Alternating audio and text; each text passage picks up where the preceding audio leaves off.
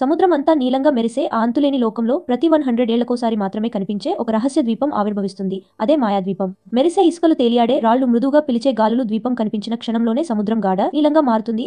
సముద్రం నుండి ద్వీపం వైపు ఒంటరిగానే ఒక వెలుగు బ్రిడ్జ్ ఏర్పడుతుంది. దానిని ఎవరూ నిర్మించరు, అది స్వయంగా పుడుతుంది. మాయను నమ్మిన వారందరినీ ఆహ్వానిస్తూ ప్రతి అడుగుతో చిన్న చిన్న మెరుపులు గాల్లోకి ఎగిరే నిప్పుర వల్ల మెరిసిపోతాయి. ద్వీపం లోపలికి వెళ్తే పెద్ద పెద్ద రక్షకుల్లా నిలబడి ఉన్న జీవించే చెట్లు కనిపిస్తాయి. వాటి ఆకులు గాజుతో చేసినట్టుంటాయి, వేర్లు కరిగిన బంగారంలా వెలుగుతాయి. గాలి వీచినప్పుడు వందల చిన్న గంటల శబ్దంలా ఒక మధురమైన గంటికల స్వరం వినిపిస్తుంది. ద్వీపం మధ్యలో ఒక అద్భుతమైన క్రిస్టల్ హాట్ లేక్ ఉంటుంది. నీరు అంత స్పష్టంగా ఉంటుంది, అందులో చిన్న చిన్న నక్షత్రాలు తేలుతున్నట్టు కనిపిస్తాయి. మీరు దగ్గరికి రాగానే లేక్ మీని గుర్తిస్తుంది, ఒక మెరుగైన ప్రకాశ తరంగం విస్తరిస్తుంది. నీరు నిశ్శబ్దంగా చెబుతుంది, మాయను వెతికేవారి జీవితం మారిపోతుంది. ఒక్కసారిగా లేక్ నుంచి నీరు పైకి లేచి ఒక మెరిసే గాజు గుండ్రని గోళాన్ని తయారు చేస్తుంది. అందులో ఒక చిన్న వెలుగు పక్షి కనిపిస్తుంది. ఇది రెక్కలు ఆడగానే ద్వీపం మొత్తం వెలుగుతో నిండిపోతుంది. అది తాకిన చోటల్లా పూలు ఒక్కసారిగా వికసిస్తాయి, రాళ్లు గాల్లో తేలుతాయి, ఆకాశం మెరుస్తున్న వలయాలతో నిండిపోతుంది. ఆ క్షణంలో మాయాద్వీపం శ్వాసించడం మొదలుపెడుతుంది.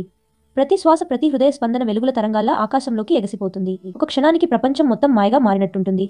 ఉదయం చేరుకోగానే మాయాద్వీపం మెల్లగా మాయమవుతుంది. చెట్లు మబ్బులుగా మారిపోతాయి, వంతెన కరిగిపోతుంది, గాజు గోళం తిరిగి లేక్లో మునుగుతుంది. కొన్ని క్షణాల్లోనే ద్వీపం పూర్తిగా అదృశ్యమై సముద్రం మళ్లీ నిశ్శబ్దమవుతుంది.